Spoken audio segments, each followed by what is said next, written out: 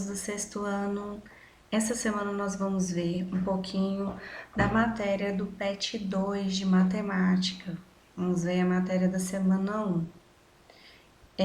Essa semana nós vamos falar um pouco sobre o número e sobre o nosso sistema de numeração. Então vamos lá. Bom, o PET ele começa falando um pouco, né, que os números ele possui algumas funções, né? A gente tem vários tipos de funções para os números. Uma delas é a contagem, né? A gente tem, por exemplo, a gente pode contar quantidade de jogos de videogames ou, né? A gente pode contar qualquer quantidade de coisa, quantidade de brinquedos que eu tenho, quantidade de matérias que eu tenho que estudar, etc. Outro tipo de função do número é a ordem, né? A gente tem o exemplo aqui de um pódio de um campeonato de vôlei, que a gente tem primeiro, segundo e terceiro lugar. Então, quando a gente usa os números ordinais, que são primeiro, segundo, terceiro, quarto, a função dele é de ordem, de ordenar. Nós temos também a função de medição, né? O velocímetro de um carro, né? Ele mede a velocidade de um carro. Esse é outro tipo de função dos números. Ou ele serve também para codificar. A gente usa senhas, a senha que você usa para entrar no Conexão Escola, a senha que você usa para entrar no seu e-mail, a gente usa esses números para codificar. Então vamos lá. Sobre o sistema de numeração decimal, né, que é o nosso sistema de numeração, ele se chama decimal porque ele é agrupado de 10 em 10, né? Ele é um sistema de base 10. O que é isso, né? O que é esse agrupamento de 10 em 10? Por exemplo, 10 unidades, né? Quando eu tenho 10 unidades, significa que eu tenho uma dezena. Então, 10 unidades equivalem a uma dezena. 10 dezenas é o mesmo que uma centena. Então, se eu pegar a quantidade de 10 dezenas, eu vou ter uma centena. Se eu tiver 10 centenas, é o mesmo que eu ter uma unidade de milhar. E assim por diante, né? 10 unidades de milhar vai me dar uma dezena de milhar e assim por diante.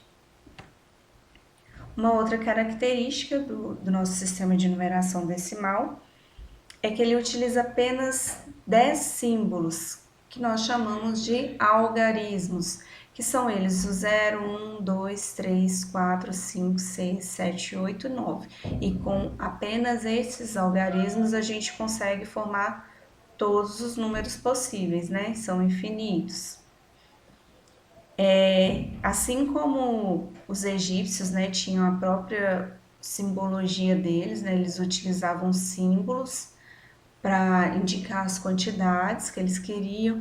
Nós temos também a numeração romana, que a gente utiliza muito ainda, né, nas aulas de história para mostrar o século, né? A gente sempre marca assim, até alguma introdução de livro a gente marca com números romanos. Temos o indo-arábico, né? Os nossos algarismos a gente chama de indo-arábico. São todos esses aqui, né? De 0 a 9. Vamos ver um exemplo aqui de que a gente pode diferenciar algarismo de número. Vamos supor que a gente tem aqui a rua de algum bairro e nessa rua a gente tem 4 casas. Vocês sabem, né, que cada casa tem a sua numeração. Vamos supor que nessa rua todas as casas têm a numeração com 2 algarismos, tá? Essas 4 casas, né, a gente vai ter 1, 2, 3, 4 números diferentes e para numerar todas essas casas, quantos algarismos que a gente usou? Olha aqui, ó, 1, 2, 3, 4, 5, 6, 7, 8. Então, a gente utilizou um total de 8 algarismos para numerar essas 4 casas de 2 números. Vamos ver um outro exemplo agora que vai ajudar vocês a resolver uma das questões do PET, que é numeração de livros, né? Se eu tiver um livro, se eu quiser numerar as páginas de um livro, né? Se eu for numerar de 1 até 9, né? 9 páginas. Se eu tiver 9 páginas de um livro, né? Então, eu vou numerar de 1 até 9. Quantos algarismos que eu utilizei aqui? Olha, 1, 2, 3, 4, 5, 6, 7, 8, 9 algarismos. Então, para numerar da página 1 até a página 9 de um livro, eu vou utilizar 9 algarismos. A partir do 10 eu já tenho 2 algarismos, olha só, 10, 11, 12, sempre 2 algarismos. Então, isso vai se repetir até o 99. Então, do 10 até o 99, eu vou ter sempre 2 algarismos. Então, eu vou numerar ó, de 10 até 20, depois de 21 a 30, de 31 a 40, de 41 a 50, assim até eu chegar no 99, né? Que a gente coloca até o 99 porque a partir do 100 já são 3 algarismos, que é 1, 0, 0. Então, olha só, vamos contar essa quantidade aqui. Do 10 até o 20, então eu tenho 10, 11, 12, 13, 14, 15, 16, 17, 18, 19, 20. Eu tenho 11 números. Então, se eu tenho 11 números, eu vou ter 22 algarismos, tá? Porque cada um tem 2 algarismos. Do 21 ao 30, eu vou ter 20 e até o 40, 20 de novo. Do 41 ao 50, 20 algarismos. E isso vai se repetir até chegar ao 90. Então, do 81 ao 90, eu vou ter 20 algarismos e do 91 ao 99 eu vou ter 18 algarismos. Se eu somar todos esses algarismos aqui que eu utilizei, 22, 20, 20, 20 até o 99, eu vou ter 180 algarismos, tá? Então, para a gente diferenciar número de algarismos. Isso se o livro for só até a página 99. Então, se ele passar do 100, né? Passar de 100 páginas, aí a gente não vai contar mais 2 algarismos, a gente vai contar 3. É só para vocês terem uma ideia de como vocês vão fazer as atividades que estão lá no PET. Bom, prosseguindo aqui, né? Uma outra característica é o sistema posicional, né? Que a gente utiliza. Algumas numerações, como por exemplo o egípcio, eles têm um número próprio que tem um valor, o símbolo próprio que tem o valor dele. O nosso não. Cada posição vai indicar um valor diferente. Então vamos supor que, olha, esse número aqui, ó, 153.329. Então o 9, ele tá nessa posição aqui das unidades, então ele equivale a 9 unidades. O 20, ele está aqui nas dezenas, então ele representa 20 unidades. O 3, ele representa 300 unidades. Esse outro 3, que já está nessa outra ordem aqui, 3.000 unidades. O 5, 50.000 unidades.